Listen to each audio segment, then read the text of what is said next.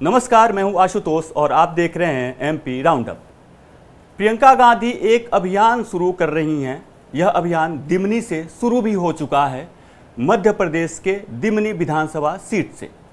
दिमनी विधानसभा seat वही seat है जहां से राज्य के विधानसभा अध्यक्ष नरेंद्र सिंह तोमर विधायक हैं। कांग्रेस महासचिव प्रियंका गांधी ने बीजेपी को घेरने के लिए एक नया प्लान बनाया है। इसके तहत वो देश भर की 5 विधानसभा सीटों पर हर बूथ मजबूत कार्यक्रम शुरू कर रही हैं।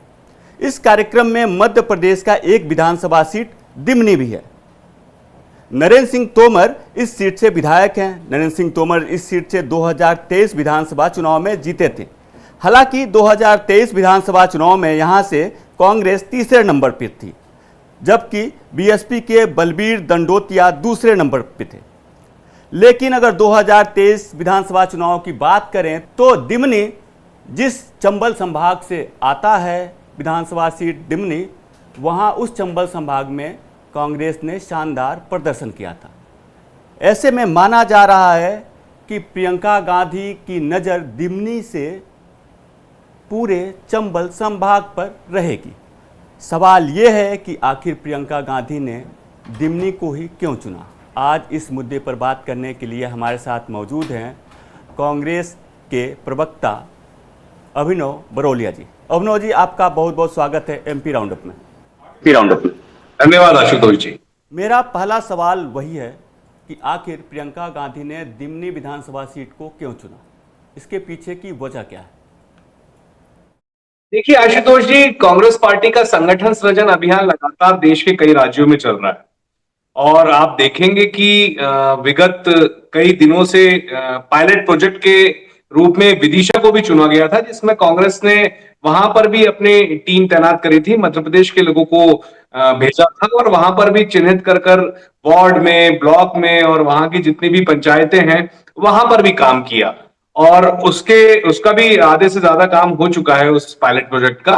उसी श्रेणी में आप देखेंगे कि एआईसीसी के माध्यम से प्रियंका गांधी जी ने 5 विधानसभाओं को चुना देश में। उसमें मध्य प्रदेश का दिमनी को भी चुना है और दिमनी इसलिए खास हो जाता है कि वहां पर नरेंद्र सिंह तोमर जी की एक तो सीट है वो, और उसके बाद उसका मार्जिन जो है, मुझे लगता है आशुतोष जी आपको भी पता होगा, उसका मार्जिन जिस तरीके से ज्यादा रहा है, एक कारण वो भी हो सकता है। कई ऐसी सीटें चिन्हित की जा रही हैं जो कम भी हैं, जो हम बहुत कम मार्जिन से जीते हैं, 100, 500, 1000 वोट हो, या जहां पर मार्जिन हमारा बहुत ज्यादा, 40,000 से ज्यादा, 30,000 से ज्यादा, 25,000, 20,000, कि वहां पर हमारी जो खामियां रही हों, क्योंकि वोट तो हमें 40% वोट मिला 2023 के चुनाव में, लेकिन भाजपा को 47-48% के आसपास वोट मिला।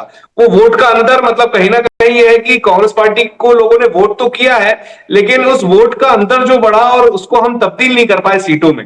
नहीं तो अगर आज हम जैसे हमारा 2018 का चुनाव था, उसमें हमने 41% के आसपास, आधा 1% का अंतर रहा था और हमने 116 सीटें पाई थी। तो इन सब चीजों को ध्यान में रखकर बूथ मैनेजमेंट की जो कहानी जो आई है सामने, कि बूथ मैनेजमेंट पे फोकस किया जा रहा है, तो बिल्कुल ये बात सही है कि कहीं ना कहीं जो विसंगतियां हर संगठन में आती है, हमारे संगठन में भी कहीं होगा कि बूथ पे हमारे प्रभारी सही तरीके से मौजूद नहीं होंगे। इन सबको ध्यान में रखकर दिमनी को चुना गया और आगे भी ये प्रक्रिया जारी रहेगी जहां तक मुझे अंदाजा है, और ये पूरी प्रक्रिया एआईसीसी के मद्देनजर चल रही है, शुरू भी हो गई है और एआईसीसी के लोग वहां पे काम भी कर रहे हैं और हमारे कांग्रेस के कार्यकर्ता जोर शोर से वहां पर एग्रेसिव होकर लगे भी हुए हैं और अपना पूरा जो बेस्ट टू बेस्ट है वो देने की कोशिश कर रहे हैं। कई लोगों से बात होती है कांग्रेस को लेकर के कि आखिर कांग्रेस मध्य प्रदेश में किस वजह से हार गई, वजह क्या थी। तो एक चीज़ ये भी आता है कि कांग्रेस ने सेवा दल को काफ़ी इग्नोर किया, जिसके वजह से बूथ लेवल पे जो मैनेजमेंट था कांग्रेस का वो कमज़ोर पड़ गया। आपको क्या लगता है, इसमें कितनी सच्चाई है? देखिए आशुतोष जी, मुझे ऐसा लगता है कि कांग्रेस पार्टी के जितने भी विंग हैं, चाहे वो एनएसयूआई हो, यूथ कांग्रेस हो, महिला कांग्रेस हो और हमारे सारे प्रकोष्ठ हो, और सेवा दल हमारा वो फ्रंटल ऑर्गेनाइजेशन है जो लगातार जनता से सतत संपर्क में रहता है और एक अनुशासन के रूप में देखा जाता है।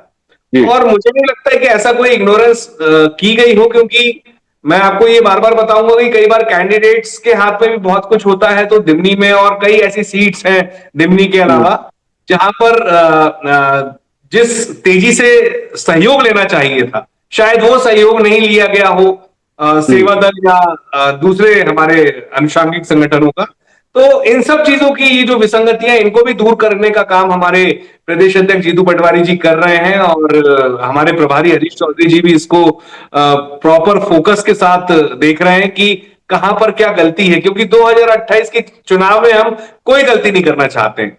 तो इसमें हमारा एआईसीसी भी पूरे तरीके से फोकस कर रहा है मध्य प्रदेश में, चाहे वो दिमनी हो, चाहे वो विदिशा हो, हमारी सभी विधानसभा सीटें किस तरीके से हमें वहां पर हमारे बूथ प्रहरी मौजूद करने हैं, हमारे सभी कार्यकर्ताओं को किस तरीके से बूस्ट करना है, और सबसे बड़ी बात है जनता, जनता की आवाज किस तरीके से विपक्ष उठा रहा है, वो सरकार क्यों नहीं सुन रही, और जनता के साथ खड़े होकर लड़ने वाली लड़ाई जो कार्यकर्ता हमारा लगातार लड़ रहा है, चाहे वो खाद के लिए लड़ रहा हो, चाहे वो रोजगार के लिए लड़ रहा हो, चाहे वो महंगाई कम करवाने के लिए लड़ रहा हो, चाहे वो स्मार्ट मीटर के लिए लड़ रहा हो, ये तमाम जो चीजें प्रदेश में आज सफर करने वाली बहुत सारी बातें, सड़कों की हालत क्या है और आंगनबाड़ियों की क्या स्थिति है, अस्पतालों की क्या स्थिति है, इसी तमाम समस्याओं के साथ जनता के साथ जुड़कर हमारा कार्यकर्ता लड़ रहा है और 2028 की तैयारी जबरदस्त तरीके से कर रहा है।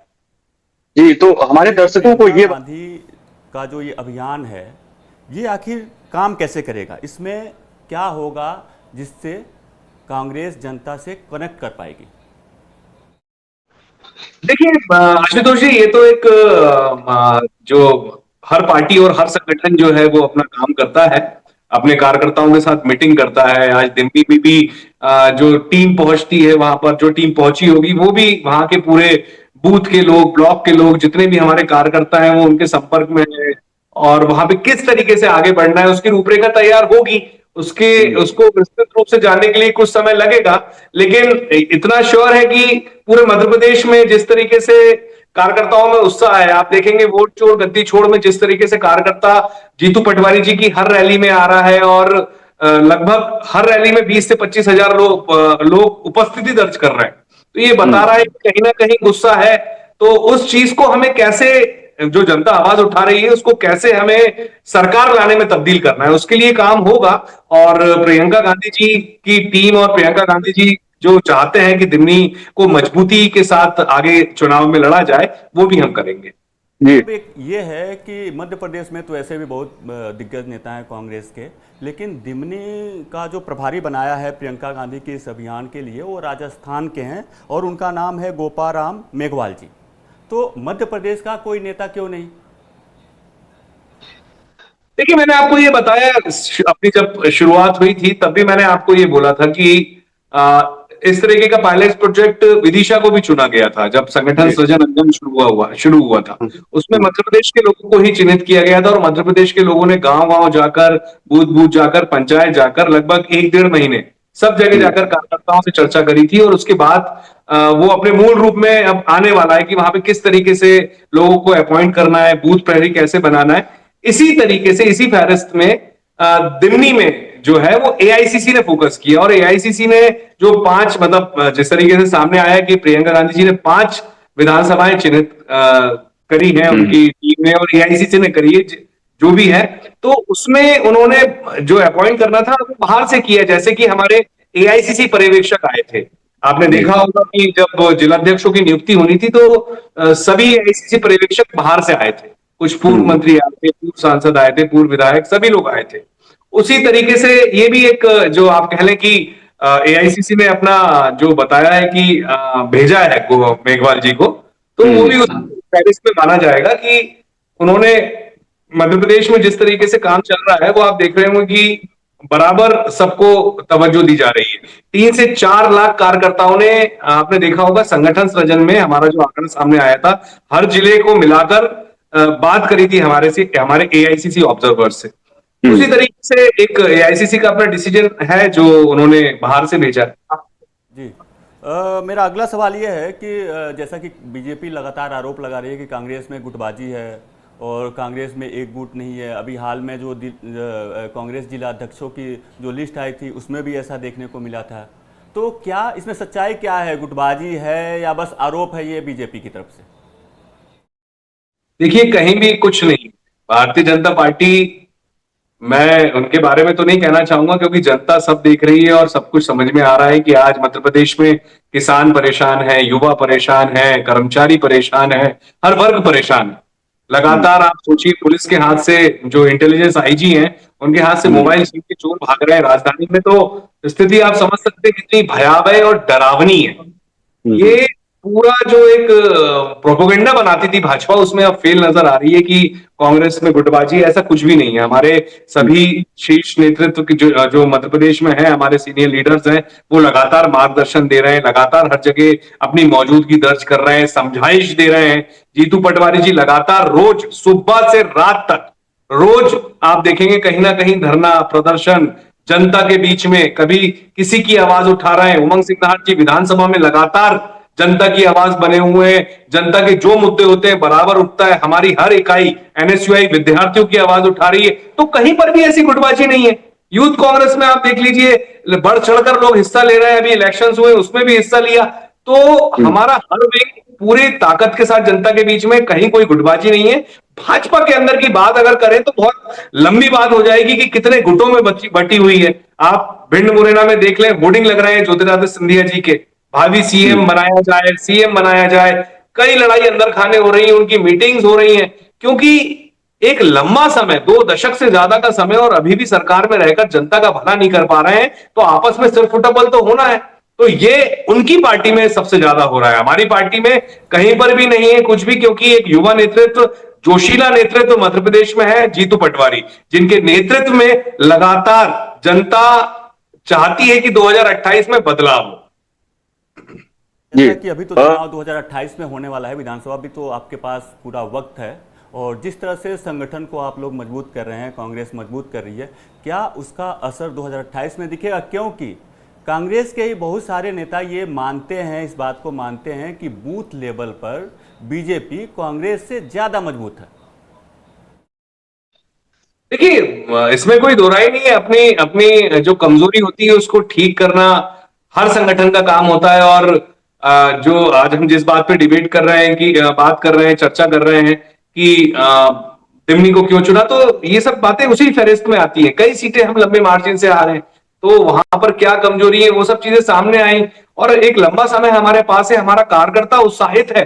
आप सोचिए, आज चुनाव में इतना समय है, लेकिन हमारे कार्यकर्ता में इतना उत्साह है कि वो दौड़ रहा है, भाग रहा है, आवाज उठा रहा है, लाठी डंडे खा रहा है, जनता के साथ खड़ा हुआ है। तो ये कहीं ना कहीं बताता है कि एक बदलाव, बड़ा बदलाव मध्य प्रदेश में होगा। लेकिन हम जिस तरीके से काम कर रहे हैं, हमारा मैनेजमेंट, हमारे संगठन में जिस तरीके से काम हो रहा है, हमारा हर विंग जिस मजबूती के साथ काम कर रहा है, जो लगातार रोज कुछ ना कुछ अपनी एक्टिविटी और गतिविधियों से सरकार को जगाने का काम करता है, जनता की आवाज उठाता है, ये बताता है कि हम जमीन पर हैं। हम भाजपा की तरह आसमान में नहीं है कि हम भाजपा, ये कोसने का काम कांग्रेस को करते हैं। हम विपक्ष में भैया, हम तो जनता की आवाज उठाते हैं आशुतोष जी।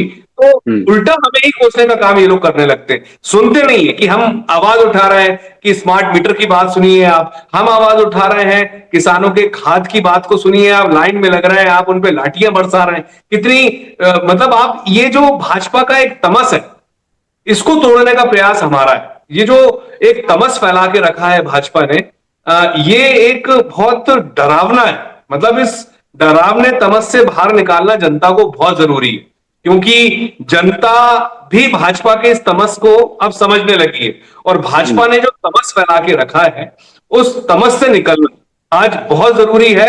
जनता को भी, आप हम सबको, सभी को, क्योंकि एक वोट चोरी का मुद्दा हो, चाहे किसानों पे अत्याचार का मुद्दा हो, सारी संस्थानों पे कब्जा करने का मुद्दा हो, ये मुद्दे ऐसे ही नहीं है। आज राहुल जी को जनता जो अपना प्यार दे रही है, आपने देखा होगा दूसरे राज्यों में भी और मध्य प्रदेश में भी, सब जगह जो प्यार मिल रहा है, वो यही बताता है कि भाजपा की जो विसंगतियां हैं, वो जो भाजपा का तमस है, वो अब कुछ दिनों का है बस।